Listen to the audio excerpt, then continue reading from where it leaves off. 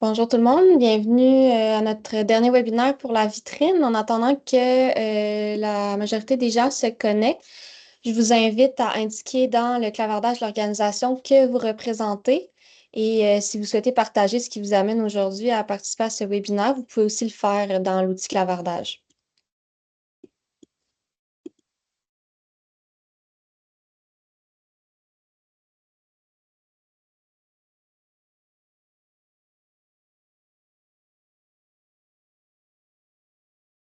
Je remarque certaines personnes dans les participants qui ont participé à tous les webinaires, donc merci de rester avec nous jusqu'à la fin.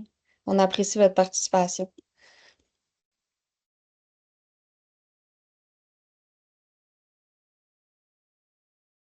Donc, s'il y a d'autres participants qui sont rentrés, dans le fond, vous pouvez indiquer l'organisation que vous représentez dans le clavardage. Partagez aussi ce qui vous amène aujourd'hui à participer à ce webinaire. Je vais commencer d'abord avec quelques instructions techniques. Donc, il y a une période de questions qui est prévue à la fin du webinaire. N'hésitez pas à poser votre question au cours de la présentation là, via l'onglet du haut questions et réponses, donc Q&R. On va utiliser les questions qui vont avoir été posées dans cet outil-là en priorité lors de la période de questions. Si vous avez des questions d'ordre technique, vous pouvez utiliser l'outil clavardage pour du soutien. Ma collègue Marilus est là pour ça. Si vous avez des commentaires, réactions par rapport à ce qui est présenté, vous pouvez aussi utiliser l'outil clavardage. L'outil questions-réponses, c'est vraiment pour les questions, à partir des questions à la fin. Pour simplifier les échanges, on va conserver les micros fermés et vidéos fermées durant la présentation, mais vous allez être invité à les activer là, durant la période de questions. Donc, je pense qu'on va commencer. Les autres personnes vont arriver en cours de route. Fait qu'on est vraiment content aujourd'hui de vous accueillir pour ce quatrième et dernier webinaire du projet de vitrine en tourisme responsable et durable en contexte nordique. Le déroulement du webinaire aujourd'hui, on va commencer par une brève mise en contexte du projet puis des ressources disponibles. Par la suite, on va laisser la parole à nos invités là, qui vont présenter la thématique 4 puis aussi faire un petit échange là, avec une autre invitée. La thématique d'aujourd'hui, c'est la mobilisation des touristes et visiteurs par la mise en valeur des patrimoines naturels et autochtones. Et à la suite, on va terminer avec une période de questions. Donc, le projet de vitrine en tourisme responsable et durable en contexte nordique et autochtone a comme territoire de démonstration la réserve de biodiversité Wapishka. C'est une aire protégée depuis 2003 qui a obtenu son statut permanent depuis 2009. Donc, ici, on a la carte à l'écran là, qui présente d'ailleurs les différents sentiers pédestres là, qui s'y retrouvent. La réserve de biodiversité Wapishka est située à 335 km de Bécomo sur la route 389. Sur les cartes, on peut voir sur la carte à gauche, en haut à rouge, la réserve de biodiversité Wapishka qui est à l'est là, du réservoir Manicouagan, donc l'œil du Québec. Et cette réserve de biodiversité-là englobe une grande partie là, des monts Wapishka, qu'on peut aussi connaître sous le nom des monts Gros. Sur la droite, on peut voir que la réserve de biodiversité Wapishka est située en grande partie à l'intérieur du Nitassinan, qui est délimité là, la ligne foncée brune, qui est le territoire traditionnel de la communauté Innu de Pessamit. La ligne plus mince noire, c'est le territoire, dans le fond, de la région de biosphère Manicouagan-Wapishka. Donc, les principales caractéristiques de la réserve de biodiversité Wapishka, ben, c'est quand même une bonne superficie, là, 1382 km². Il y a plusieurs sommets à plus de 1000 mètres là, qui sont disposés à travers cette réserve de biodiversité-là. Il y a une forte présence de toundra alpine, là, considérant qu'on est nordique. Et il y a diverses activités touristiques, écotouristiques. Pour en nommer quelques-unes, on a de la randonnée 4 saisons, de la longue randonnée, des activités nautiques, de la motoneige, ski hors piste, là, et j'en passe. Le projet de vitrine en tourisme responsable et durable, dans le fond, c'est il y avait trois objectifs, ce projet-là. Ça s'est amorcé en 2022. Ça se déroule sur une période de 3 ans. Fait qu'on termine très bientôt. Le premier objectif, c'était de documenter puis d'expérimenter les meilleures pratiques en matière de tourisme responsable et durable. On voulait aussi générer des connaissances puis démontrer les retombées positives qu'un tourisme responsable et durable peut avoir, non seulement dans la lutte et l'adaptation au changement climatique, mais aussi, surtout, dans la conservation des milieux naturels. Et le troisième et dernier objectif, ben, c'est ce qu'on fait un peu aujourd'hui. On diffuse les connaissances puis les meilleures pratiques à travers différentes activités de diffusion dans le but d'inspirer d'autres territoires ailleurs au Québec. Il y a plusieurs ressources qui sont ressorties de ce projet-là. Donc, on a une plateforme web où on retrouve toutes nos autres ressources. Donc, on a des capsules vidéo qui présentent chacune des thématiques. On a des fiches thématiques et des outils téléchargeables là, qui sont tous accessibles sur notre site web. Et on a également tenu une série de webinaires qui sont tous disponibles en rediffusion sur la plateforme web là, pour si vous voulez les visionner si ça n'a pas été fait. Et on a aussi une infolettre qui a été permis d'être au courant de tous les webinaires, les activités, mais on vous suggère aussi de vous inscrire à l'infolette pour savoir ce qui va se passer pour la suite du projet de vitrine. Avant de passer la parole à Vincent, mon collègue, voulais vous parler, je voulais vous inviter dans le fond à l'événement qui est à venir, Wapishka et au-delà, perspective de tourisme responsable et durable.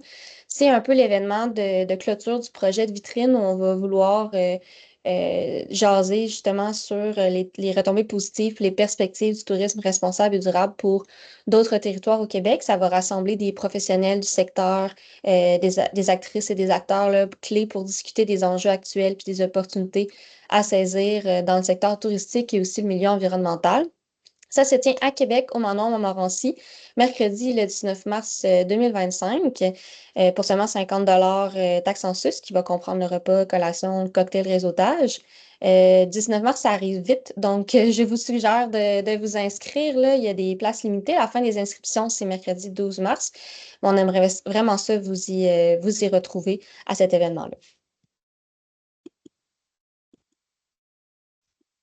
Pardon. Je voulais vous faire un petit topo aussi de la programmation là, qu'il va y avoir à cet événement-là. Donc, on va avoir des panels, des présentations qui vont réunir différents acteurs du milieu pour la protection des patrimoines naturels et autochtones. On va aussi avoir un bilan de ce beau projet-là, Vitrine en tourisme durable et responsable en contexte nordique, avec aussi un atelier participatif. Et à travers ça, il va y avoir un accueil dès 8 heures pour un café réseautage là, pour se familiariser avec tous les participants et les participantes avant de débuter la journée. Ça va se terminer avec un beau cocktail de réseautage là, en fin de journée. Il va y avoir le lien pour s'inscrire. Si ce n'est pas déjà dans le clavardage, ça va être mis à l'instant. Je conclue avec une petite mention. Dans le fond, je tiens à souligner que ce projet est soutenu financièrement par le ministère du Tourisme, qui est porté par la région de biosphère Manicouagan-Wapishka. C'est un projet qui s'inscrit directement, d'ailleurs, dans le cadre du plan d'action pour un tourisme responsable et durable 2020-2025.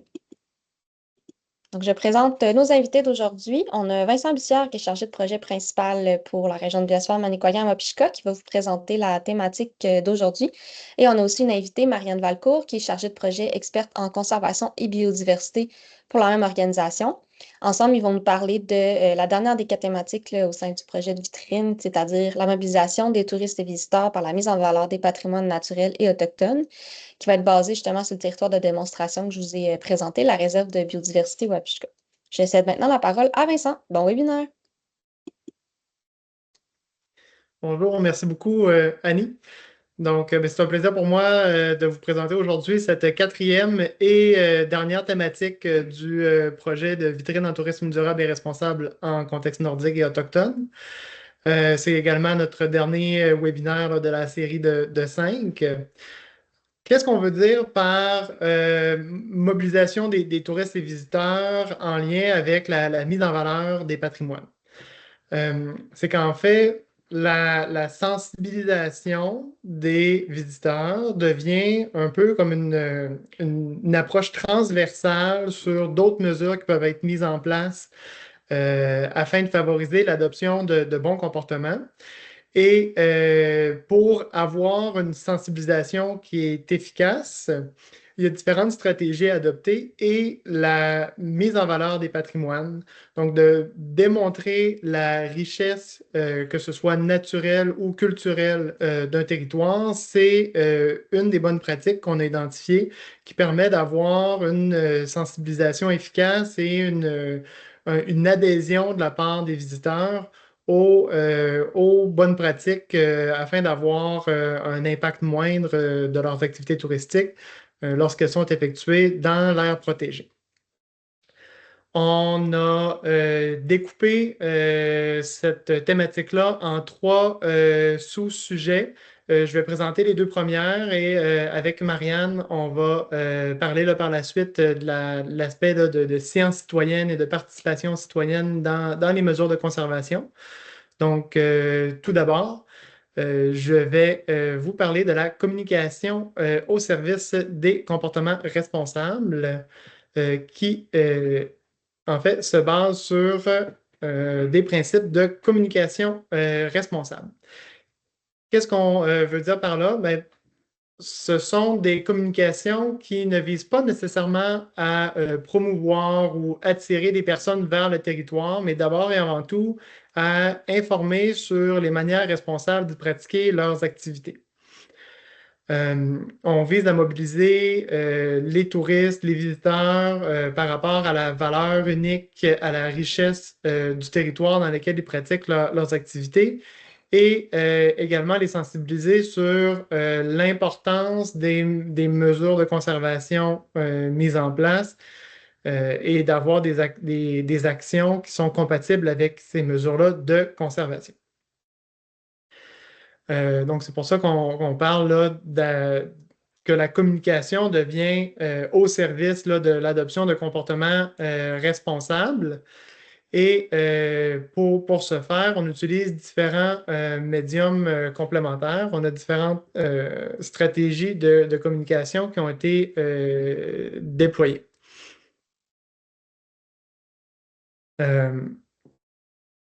Donc, si on passe à la diapositive suivante, oui, parfait.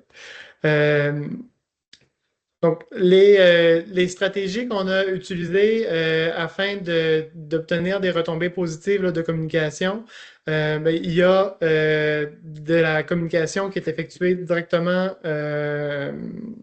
En fait, je suis désolé, je vais y revenir là, tout de suite après.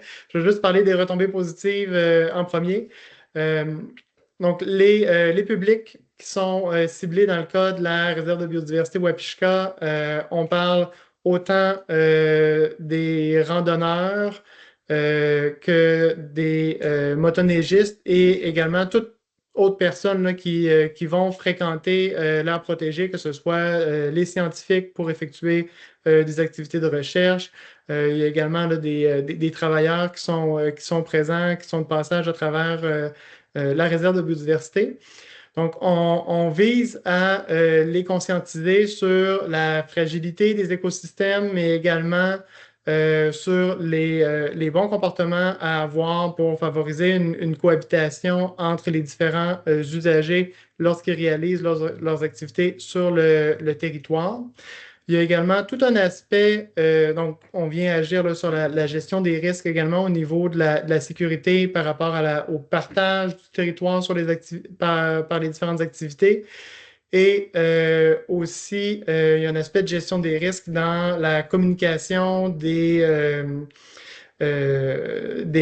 risques inhérents à la pratique d'activités dans l'arrière-pays, en milieu sauvage, lorsqu'on est situé hors réseau, dans un plateau alpin qui a des conditions météorologiques changeantes. Et on vise là, de cette manière-là à diminuer les risques qui sont présents. L'aspect de cohésion est aussi présent à travers la communication qui est à la fois sur les éléments naturels que les éléments autochtones, notamment avec la co-gestion de la station Wapishka entre la région de biosphère Manicouagan-Wapishka et le Conseil des Inuits-Pessamit. Ça permet d'avoir une meilleure approche sur les éléments de patrimoine autochtone qui sont présentés à travers différentes activités de mise en valeur que je vais parler un peu plus tard là, dans la sous-section 2.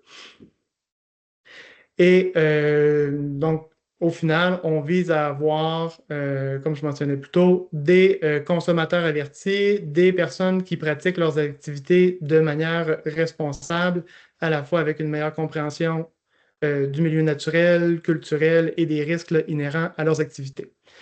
Les exemples que je peux donner à la diapositive suivante, il y a eu de l'affichage signalétique à l'entrée des sentiers par par les Amis des Monts Gros qui sont responsables des sentiers d'accès, qui donnent des informations sur la difficulté, sur les états, sur l'état des sentiers, sur les mesures à suivre en cas d'urgence. Également, à l'entrée des sentiers, il y a l'affichage des 7 principes sans trace pour favoriser là, l'adoption des comportements responsables par les randonneurs. Il y a diffusion de capsules vidéo à la fois sur Internet, sur une borne interactive à la station Wapishka, qui vise à faire comprendre un peu mieux les activités de conservation, de surveillance du territoire qui sont présentes. Il y a également des panneaux d'interprétation sur les aspects écologiques du territoire que je vais mentionner là, un peu plus tard dans une autre diapositive. Donc, pour résumer, notre approche de communication responsable, comme je mentionnais au début, vise tout d'abord à informer les gens sur les particularités du territoire, que ce soit d'un point de vue écologique, culturel ou sécuritaire. Et en informant ainsi, on favorise l'adoption de comportements responsables et d'une pratique responsable des activités. On n'est pas dans une logique de marketing et d'attirer des visiteurs, mais bien d'assurer que ceux qui s'y rendent avec toutes les informations nécessaires. Notre deuxième sous-thématique, qui est l'incidence positive de la mise en valeur des patrimoines naturels et autochtones sur l'expérience touristique. Tout d'abord, qu'est-ce que c'est la patrimonialisation des territoires? C'est le fait de reconnaître et de mettre en valeur les éléments culturels, historiques et environnementaux d'un territoire afin de les préserver, mais également d'en favoriser la transmission. Lorsqu'on parle de patrimoine territorial, c'est une dynamique qui est vivante. Où le territoire devient un espace de transmission, également d'affirmation identitaire, puisque le patrimoine lorsqu'on parle d'un patrimoine territorial, notamment associé aux cultures autochtones, il est en constante évolution. Le fait d'avoir des activités de transmission, c'est ce qui permet de conserver le patrimoine vivant et de continuer son évolution. Il est essentiel de considérer que les processus de mise en valeur des patrimoines doivent permettre aux communautés autochtones de contrôler cette mise en valeur-là, cette mise en patrimoine de leur culture, de leur territoire traditionnel, afin notamment d'avoir une approche qui respecte leur culture, leurs aspirations et leur autonomie.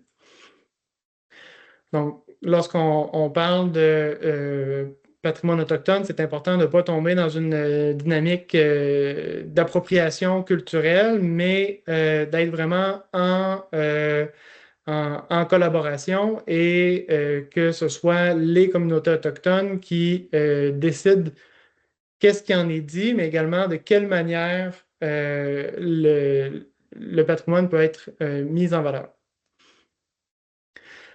Ça peut servir à sensibiliser les publics, notamment parce que les activités qui sont mises en place, le contenu qui est diffusé, permet non seulement d'en apprendre plus sur les cultures autochtones, mais également sur le territoire dans lequel ces cultures-là sont vivantes.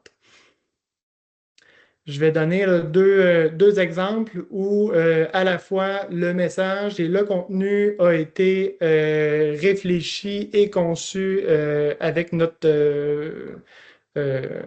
la communauté Innu de Pessamit, qui est la communauté autochtone présente là, dans ce cas-ci pour le territoire là, de la réserve de biodiversité Wapishka.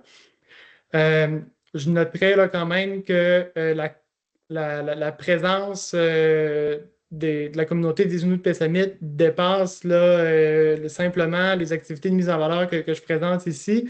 Comme il y en a été question dans les webinaires précédents, ils ont également un rôle important à l'intérieur du comité de gestion, à l'intérieur des mesures de surveillance qui sont déployées avec les agents territoriaux de Pessamit. Donc, pour ici, là, je vais simplement là, me résumer là, la présentation sur l'aspect de mise en valeur. Donc, premier projet, le sentier d'interprétation sur la culture Innu et la recherche scientifique. C'est l'aménagement d'un sentier de 5 km qui comporte une dizaine de panneaux d'interprétation, à la fois sur des aspects plus écologiques du territoire, que ce soit les écosystèmes nordiques, la végétation, la faune, des activités de surveillance climatique qui sont présentes avec le déploiement là, de stations météo. Mais il y a un aspect très important qui est le territoire traditionnel des Inuits-Pessamit qui est mis de l'avant à travers plusieurs panneaux qui présentent les conceptions de paysages culturels, ce que les paysages veulent dire pour la communauté. Également sur la vie en territoire, donc différentes activités traditionnelles lorsqu'il y avait l'immigration saisonnière, ce que représentait la vie en territoire, ce que représentait le territoire en termes de ressources et de milieux de vie euh, pour les gens de la communauté. Et cette démarche-là de conception des panneaux provient d'un travail qui a été effectué par Marilyn Blain-Sabourin dans le cadre de son mémoire de maîtrise. C'est une démarche qui a été faite avec la communauté de Pessamit lors d'entrevues à la communauté, mais également sur le site, sur le territoire. Il y a des gens de la communauté qui sont allés avec elle pour identifier les éléments d'intérêt qu'ils souhaitaient mettre de l'avant, partager. Et dans ce cas-ci, le format d'interprétation, de panneaux d'interprétation était le plus approprié. Les panneaux ont été conçus à la fois en français et en Innu. Un deuxième projet qui est complémentaire, je dirais d'une certaine manière, c'est la série balado Sous les barrages, Tishu Manicouagan. C'est une série balado de 7 épisodes qui est construit à partir de récits d'aînés Innu qui retracent la migration saisonnière le long de la rivière Manicouagan à partir de la communauté de Pessamit jusqu'à différents lieux de campements familiaux situés aux abords à l'époque du lac Manicouagan. Puisque, évidemment, là, les barrages hydroélectriques qui ont été construits sur la rivière ont empêché là, de maintenir cette pratique-là de migration en territoire sur la rivière Manicouagan. Notamment, le site de la station Apishka, il y avait une famille qui s'installait dans ce secteur-là à chaque hiver. Et donc, pour la série Balado, il y a eu plusieurs entretiens d'effectuer avec les aînés, encore une fois dans la communauté, sur le territoire. C'est un projet qui a été mené par Terre Innu et Production Inuassi. Et également là, des travaux de recherche effectués par Justine Gagnon, Marilyn Blain-Sabourin, en lien avec la chaire de recherche du Canada en patrimoine et tourisme autochtone de l'Université Laval. Je mentionnais que le balado est complémentaire puisque il retrace la migration vers le territoire, tandis que le sentier d'interprétation de la station Apishka, le sentier d'interprétation, lui présente des éléments de la vie en territoire. Et il y a également tout un aspect de plateforme web, le carte interactive qui est disponible, qui permet d'illustrer et d'explorer ce qui est raconté à l'intérieur du balado. Le choix du balado n'est pas n'arrive pas de nulle part. L'aspect de transmission orale était très important lors des premières activités là, euh, d'identification des éléments à mettre de l'avant. Et pour faire cette transmission, pour être à l'image de cette tradition-là de transmission orale, le format de balado s'est imposé d'une certaine manière et a évolué là, jusqu'au résultat final que vous pourrez là, aller voir sur la plateforme web et écouter sur toute bonne application de balado. Je vous laisse à Annie qui a une petite question pour vous. Oui, en fait, on va passer à une question interactive là, avec l'outil Mentimeter qui va apparaître là, d'une minute à l'autre à l'écran. La question qu'on va vous poser, c'est au sein de votre site, quelle mesure de sensibilisation est selon vous la plus efficace? Donc, il va y avoir un choix de réponse là, que vous allez pouvoir sélectionner. Donc, on a, est-ce que c'est l'affichage de directives? Est-ce que c'est les dépliants d'information? Est-ce que c'est les activités d'interprétation et de mise en valeur, les contenus en ligne, les interactions avec le personnel? Ou est-ce qu'il y a une autre mesure de sensibilisation sur votre site qui est, selon vous, vraiment la plus efficace? Si c'est autre, ben, on vous invite à l'indiquer justement dans le clavardage parce que partager la bonne nouvelle là, aux autres intervenants. Si vous n'avez pas de site là, à proprement parler, mais vous avez remarqué là, dans vos visites qu'il y a une mesure de sensibilisation qui a vraiment été plus efficace par rapport à vous en tant que visiteur, n'hésitez pas à y répondre aussi en tant que expérience de visiteur là, si vous n'avez pas de site à proprement parler. Je vais laisser un petit 30 secondes là, pour laisser le temps aux participants d'y répondre.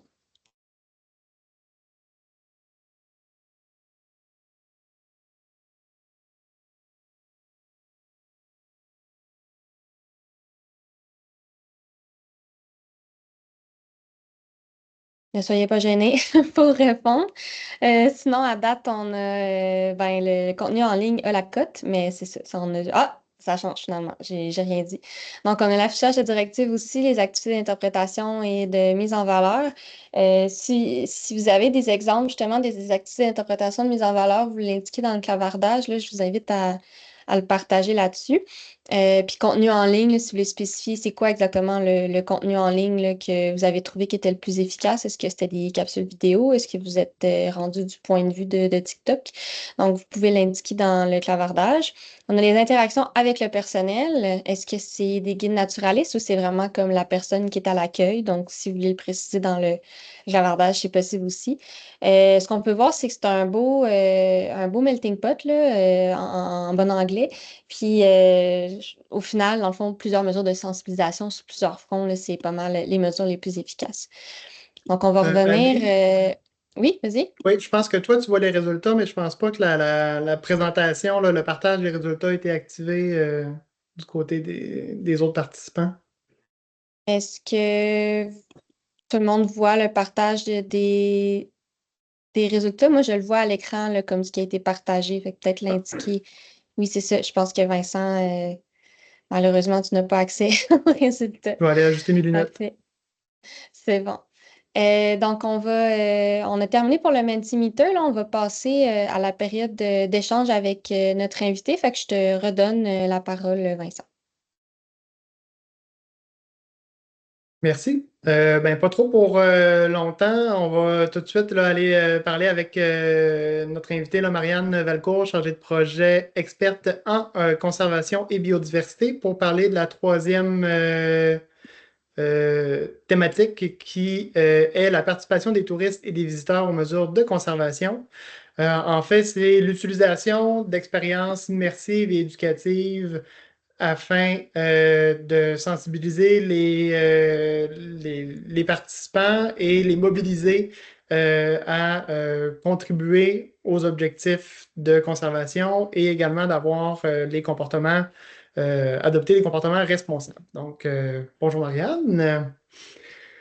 Allô? Euh, on va parler de trois initiatives ce midi. Tout d'abord, on va parler de sciences citoyennes, on va parler d'un programme de résidence culturelle et de classe biosphère aussi. Peux-tu commencer par m'expliquer qu'est-ce que c'est un programme de sciences citoyennes ou de sciences participatives? Oui, absolument. Donc, bonjour tout le monde, ça me fait plaisir d'être avec vous ce midi. Un programme de sciences citoyennes qu'on peut appeler aussi un programme de sciences participatives, dans le fond, c'est un programme qui va venir impliquer soit la population locale ou les touristes, les visiteurs, à venir participer à un projet de recherche en collectant eux-mêmes les données, tout en suivant là, un certain protocole scientifique là, pour que justement les données soient utilisables. Donc, je résumerai ça comme ça. OK. Puis, qu'est-ce qui est fait, qui a été développé là, pour la réserve de biodiversité Wapishka?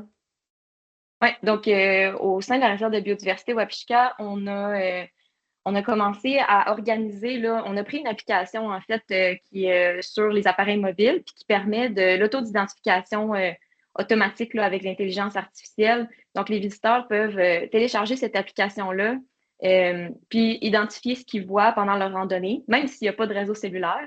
Puis ensuite, une fois qu'il y a du réseau cellulaire ou Internet, ils peuvent télécharger les données. Puis, on a fait un petit protocole là, d'étapes à suivre pour que les données soient entrées dans un projet. Puis, ce projet-là, dans l'application, il est administré par les biologistes de la RBMU, dont moi. Puis, l'avantage de tout ça, dans le fond, c'est qu'au fur et à mesure que les données sont entrées dans le fameux projet, ça nous permet justement d'avoir un œil sur qu'est-ce qui est saisi. Ça nous permet d'avoir les informations, justement, aller recueillir les informations qu'on veut récolter là, dans ce projet-là. Des informations du genre espèces rares ou espèces envahissantes. Oui, exactement, là, c'est ça. Il y a plusieurs choses qu'on peut faire avec ça, là. Dans le fond, nous, on incite surtout les gens à observer la végétation et ce, sans sortir des sentiers. On ne veut pas inciter les gens à sortir des sentiers.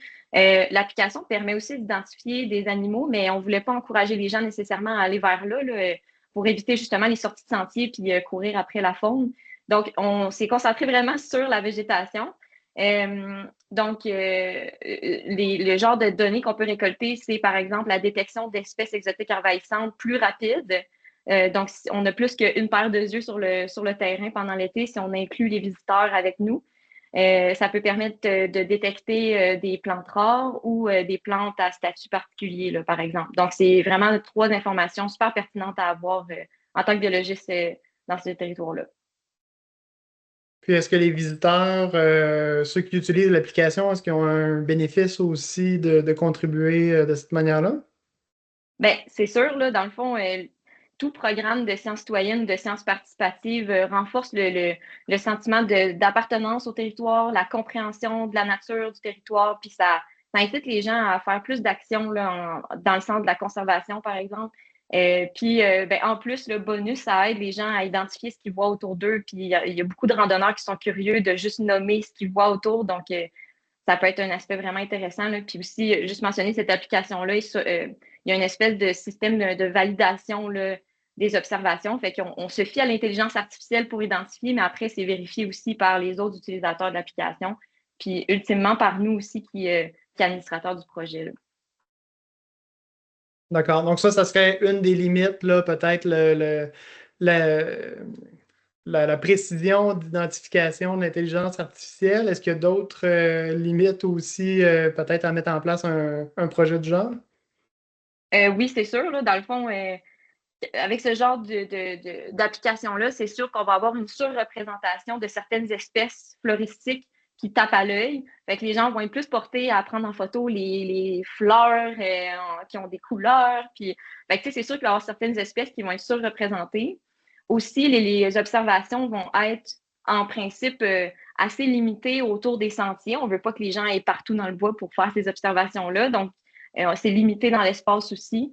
Euh, c'est les limitations que je verrais là, vite comme ça. Puis, comme j'ai mentionné aussi, on a limité, on n'encourage pas les gens à aller vers les animaux aussi. Là, donc, on a cette Mhm. limitation-là aussi pour éviter le dérangement.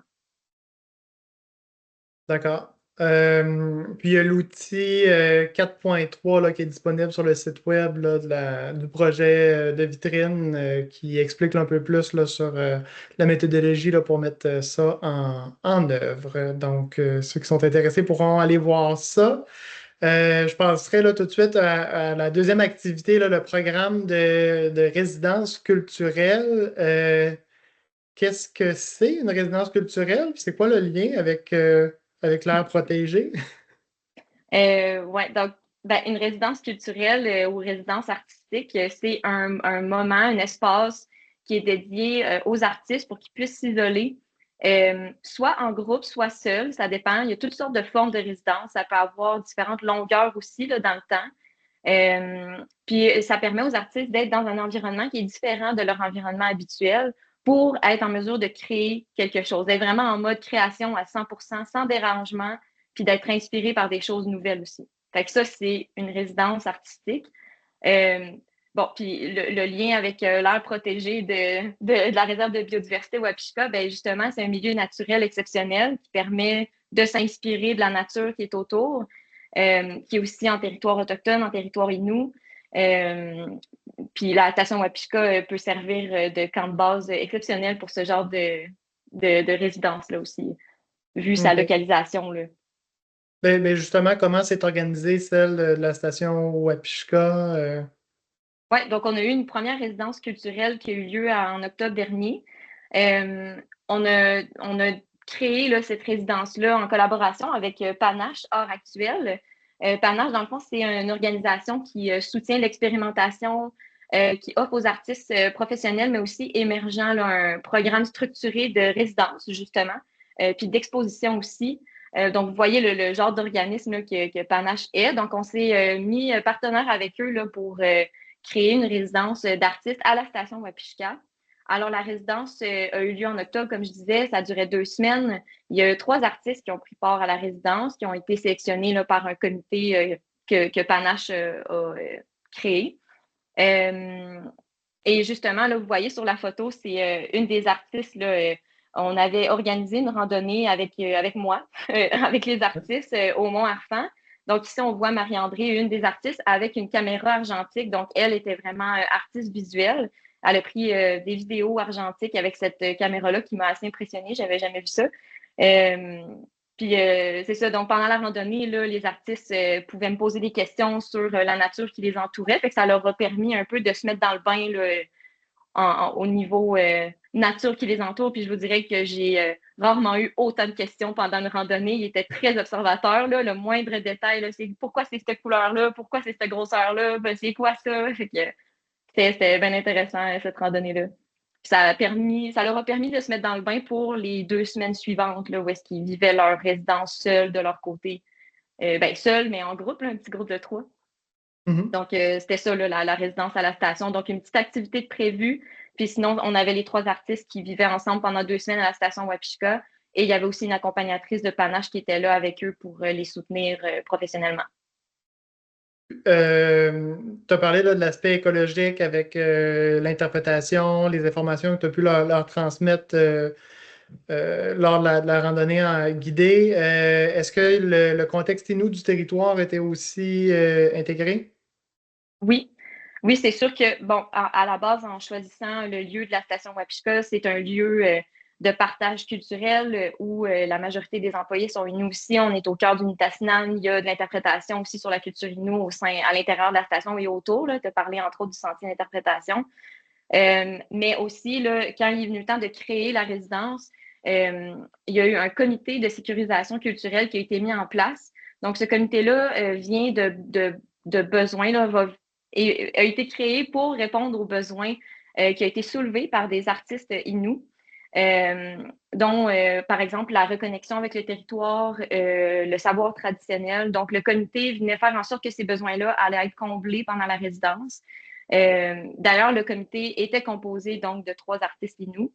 Et aussi, ce comité-là venait s'assurer là, qu'on évite des situations, par exemple, d'appropriation culturelle ou d'incompréhension de la part de participants allochtones. Puis, autre chose aussi à mentionner, là, il y avait une des places qui était assurée pour un artiste inou. Mais bien sûr, la porte était très ouverte pour que les 3 artistes le soient aussi. Euh, mais bon, donc, c'est ça. Puis par la suite, il y a eu un comité qui a choisi là, les artistes qui ont participé. J'ai bien hâte de voir les créations qui vont découler de cette première résidence-là. Puis j'espère que justement là, l'aspect des richesses là, naturelles, culturelles vont transparaître là, à travers leur création. Je pense C'est que une oui, là, forme de sensibilisation indirecte, si je comprends bien. ben oui, c'est sûr, parce que les artistes, il y en a qui venaient pas de la région, fait que ça vient comme, si on veut, exporter un peu ce qu'ils vont avoir vécu là, dans le territoire. Fait que oui, là, ça fait de la sensibilisation même à l'extérieur de la région. Puis, en tout cas, des échos que j'ai eus, les artistes étaient super contents de leur résidence, puis ça a très bien été. Donc, je pense qu'il va y avoir des beaux projets qui vont sortir de ça dans les prochains mois ou années, tout dépendant du projet. Super. Rapidement, pour conclure, classe biosphère, qu'est-ce que c'est? C'est quoi les activités? Comment que ça s'est développé, classe biosphère? Oui, la classe biosphère. C'est son petit nom pour le moment. Donc, il y a eu une première édition en 2023. Vous voyez les photos à l'écran à l'instant. Donc, classe biosphère, dans le fond, c'est un projet où on amène des jeunes de la région, donc de la Manicouagan, de Bécomo, de Pessamit, à venir dans le territoire. Donc, on les amène à faire un séjour de 2 jours à la station Wapishka. L'édition en 2023, vous voyez, on a eu une classe test, on l'appelait un peu comme ça. Là, on avait un prof bien craqué là, du secondaire, d'une école secondaire de Bécomo, qui nous a aidés à l'organiser. Donc, la classe biosphère, comme je disais, s'étalait sur 2 jours. On a une vingtaine de jeunes qui sont venus, ils ont dormi à la station Wapishka. L'activité principale, c'était la randonnée au Mont-Harfang, donc une randonnée d'une journée. Pour certains jeunes, là, c'était la première fois qu'ils montaient une montagne, donc c'était quelque chose d'assez gros. Là. Il y en a qui se sont vraiment dépassés personnellement. Mais les objectifs de la randonnée, c'était de découvrir la biologie, l'écologie alpine et boréale. C'était aussi de se conscientiser au principe du central. Vincent en a parlé tantôt, là, fait qu'on ramenait aussi ces notions-là, justement, de bonnes pratiques en plein air. Euh, Puis finalement aussi l'aspect sécurité, justement, en montagne puis en forêt. Il y avait par la suite aussi des activités pédagogiques qui avaient été montées avec l'enseignant, puis les jeunes étaient carrément évalués sur ces activités-là. Puis finalement, ben, c'est sûr qu'il y avait un aspect de découverte de la culture Innu juste par leur présence à la station Wapishka, puis l'interprétation qu'il y a à la station. Puis il y avait quelques informations aussi qui leur ont été données. Donc, en gros, là, c'est ça la classe biosphère, puis la première classe qu'on a eue en 2023. Puis je peux peut-être enchaîner, là, dans le fond, avec où on s'en va cette année. Là, on veut faire une deuxième édition de la classe biosphère. Je vais l'appeler la deuxième édition améliorée. On est maintenant en collaboration officiellement avec Tourisme Pessamit pour que le volet justement culturel Innu soit beaucoup plus présent là, dans la prochaine classe biosphère qui va d'ailleurs peut-être changer de nom. On est en brainstorm là-dessus aussi avec Tourisme Pessamit. Donc là, la classe biosphère, il va avoir un volet culturel plus important que la dernière, mais on va quand même garder la randonnée au Mont-Harfang avec les aspects de biologie, d'écologie, de sciences. Mais on va ajouter à ça des activités culturelles Innu qui vont venir du côté de Pessamit, là, de Tourisme Pessamit. Donc, c'est eux qui sont en train de créer ces activités-là. Ça va être vraiment une belle édition 2025. Là. Puis on a même déjà 2 classes de confirmées, donc une de Pessamit et une de Bécomo. C'est, j'aimerais ça pouvoir être encore à l'école. Là, ça a l'air d'être une très belle activité. Euh, pour conclure, de ton regard là, de biologiste, puis qui est responsable aussi du programme de suivi socio-écologique là, qui effectue là, différentes mesures sur l'intégrité de l'air protégé, pourquoi tu considères que ces activités-là sont contributives aux objectifs de conservation? Oui, ben, tu sais, les 3 activités, là, peuvent contribuer chacun à leur façon. Fait que si on retourne au programme de sciences citoyennes, ça, indirectement, donc, les gens vont être plus enclins à porter action parce qu'ils vont mieux connaître la nature qui les entoure. Puis quand on connaît mieux, on est plus tenté de protéger puis d'aimer. Euh, donc, il y a cet aspect-là. On vit ce même aspect-là aussi avec la classe biosphère, justement. Il y a des jeunes, c'était la première fois qu'ils montaient une montagne. Il y en a qui c'était la première fois qu'ils allaient en forêt. Puis c'est des jeunes de Bécomo, tu sais, donc c'est la découverte du territoire où on habite, c'est la découverte de l'autre aussi. Puis en découvrant, en apprenant, ben là, on peut justement plus être enclin à porter action là, pour sa conservation. Puis finalement aussi, il y a la résidence d'artistes, comme je disais, qui peut même exporter à l'extérieur de la région ce sentiment-là par des projets artistiques. Donc, ouais, c'est 3 beaux exemples là, qui vont venir mobiliser les gens à porter action pour la conservation. Super. Annie, on avait une question pour le public avant de prendre les questions du public. J'ai tiré un petit peu là, la discussion. Je voyais qu'il y avait une question dans le question-réponse. Donc, on va poser notre question, puis ensuite, on pourra répondre à celle du public. Oui, c'est ça. Ben, on va avoir une question interactive, encore une fois, avec Mentimeter, l'outil qui va s'afficher à l'écran. La question, c'est une question en développement, dans le fond, au sein de votre site. Quelles seraient les mesures les plus prometteuses pour impliquer, mobiliser puis redonner à la population locale, comme on a vu avec les résidences culturelles ou les classes biosphères? Donc, ça peut être une mesure qui est déjà en place, une mesure que vous aimeriez mettre en place. Là, on imagine, là, il n'y a aucun obstacle. Qu'est-ce que vous voudriez mettre en place au sein de votre site pour impliquer, mobiliser, là, redonner à la population locale ou impliquer les communautés autochtones locales aussi? Donc, on vous laisse quelques secondes pour y répondre. Puis, si ça vous fait émerger des questions que vous voudriez poser à nos invités, ben, n'hésitez pas à les mettre dans l'outil de questions et réponses. Pendant que le monde répond, en fait, Marianne, ça serait quoi la mesure que tu aimerais mettre en place au sein de la réserve de biodiversité Wapishka pour impliquer, mobiliser, redonner davantage à la population locale? Est-ce qu'il serait une mouture différente de la classe biosphère? Est-ce que ce serait une autre idée, là? Est-ce que tu avais déjà réfléchi à ça? Puis qu'est-ce qui te motiverait à mettre en place, en fait? Grande question avec beaucoup de réponses. J'ai beaucoup d'idées là, en tête. Puis c'est...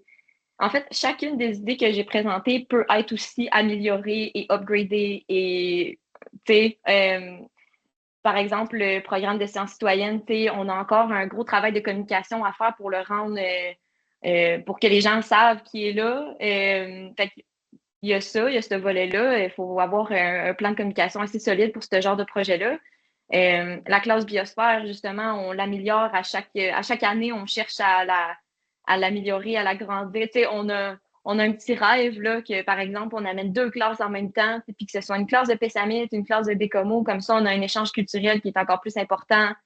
Fait que ce genre d'idées-là pour améliorer les idées qui sont déjà en place, là, je pense que ce serait déjà un bon début, là. Super. Est-ce que Vincent, tu as quelque chose aussi que tu aimerais mettre en place? Est-ce que tu avais déjà réfléchi à cette question-là? Ton micro, Un Vincent. coup. Moi, personnellement, je réfléchis plus aux moyens à déployer pour permettre à l'équipe de réaliser les objectifs, réaliser les activités qu'ils souhaitent. Donc, non, je n'avais pas nécessairement de nouvelles activités auxquelles j'avais réfléchi, mais toujours plutôt une réflexion sur les moyens de justement déployer ces nouvelles suggestions-là. Super. Est-ce qu'on On a a eu des... eu... Pardon? Oui, des réponses? Je regarde là, les réponses. On a une journée porte ouverte pour les locaux. Je ne sais pas si c'était dans l'idée d'avoir une journée gratuite ou juste comme toutes les activités sont gratuites pour la population locale. Fait que ça, c'est une belle initiative pour redonner justement à la population locale. On a aussi la suggestion d'impliquer les écoles, la région, les inviter à des séjours sur le territoire, impliquer GAEP, qui est le groupe uni des éducateurs pour la protection de l'environnement, si je me souviens bien, qui est d'ailleurs très actif dans la région de Charlevoix. Donc, impliquer GAEP pour le volet sensibilisation, c'est certainement une belle façon de les impliquer tôt. Effectivement, les organismes de conservation, on veut les impliquer en amont. Des corvées collectives pour l'entretien du site, ça, oui, c'est une bonne moyen d'impliquer la population locale pour la restauration de milieux, mais aussi pour l'entretien général, parce que les coûts d'entretien, c'est assez important, là, autant en temps qu'en argent là, pour les gestionnaires de sites. Grande corvée, travail, plaisir dans les sentiers avec une randonnée d'interprétation de la nature lors de la corvée. J'invite la personne qui a soumis ça à indiquer le lieu et la date de la grande corvée. Je tiens à y participer. Donc, on va passer aux questions-réponses. On a reçu deux questions là, dans l'outil questions et réponses. Donc, on a la première qui vient de Martine Cotte. Avez-vous pensé à offrir aux jeunes de Fermont la possibilité de participer à la classe biosphère? Ces jeunes sont aussi de la région et habitent à 200 km au nord de la réserve de biodiversité Wapishka. Absolument. Je vais- Oui, tu peux répondre, là, Marianne, puis je vais répondre à l'autre question d'après. OK. Ben oui, l'invitation a été lancée. Voilà, depuis 2023, à chaque année. Donc, c'est ça. Super. Oui, On a une. Vincent, tu avais quelque chose à rajouter pour cette réponse-là?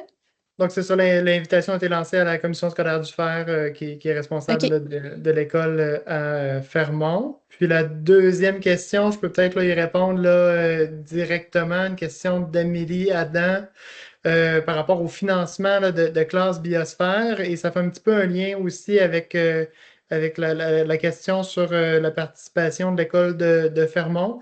Donc, classe biosphère est financée, je dirais, de trois manières.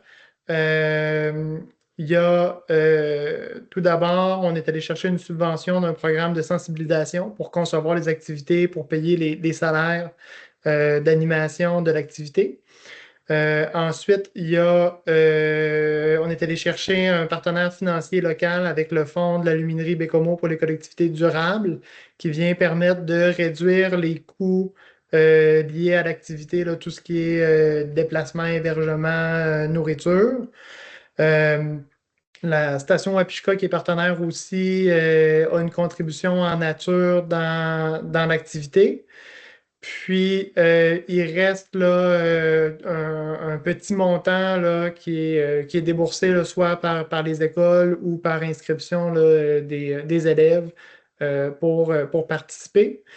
Et ça fait un peu un lien là, avec la question de Fermont, comme il y a quand même l'appui du fonds de l'aluminerie Bécomo est assez important pour venir réduire les coûts de participation.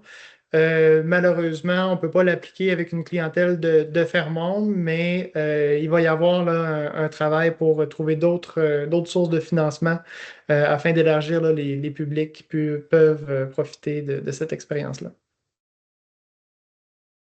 Super. On n'a pas d'autres questions. Fait que si un de vous deux, en 1 à 2 minutes, aurait quelque chose à rajouter par rapport à ce qui a été mentionné, comme les pratiques éprouvées là, dans la réserve de biodiversité Wapishka, ou une question à lancer là, aux participants, mais je vous laisse la parole, sinon je vais conclure. Ben, je mentionnerais seulement de ne pas hésiter à nous contacter si vous avez des questions sur les activités. Il y a les coordonnées sur le site web là, de la vitrine, mais je te laisse le mot de la fin, Annie. Oui. Ben, dans le fond, je vais repartager mon écran parce que j'ai des informations à vous communiquer. Ce sera pas bien long. Oui, donc c'est ça. Ben, avant de conclure, on voulait vous remercier pour votre participation d'aujourd'hui. On espère que ce dernier webinaire du projet de vitrine qui était sur 3 ans vous a apporté des informations utiles et pertinentes. Ma collègue Marilus va mettre dans le clavardage des liens pertinents pour justement accéder aux ressources qui ont été mentionnées là, au courant du webinaire.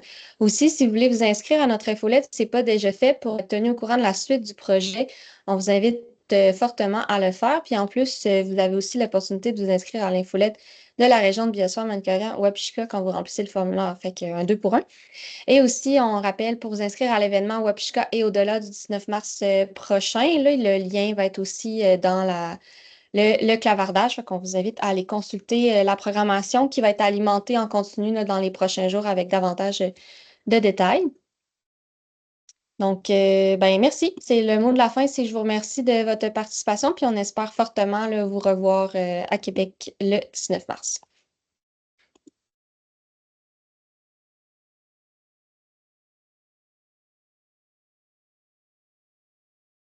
Merci pour vos beaux commentaires dans l'outil clavardage.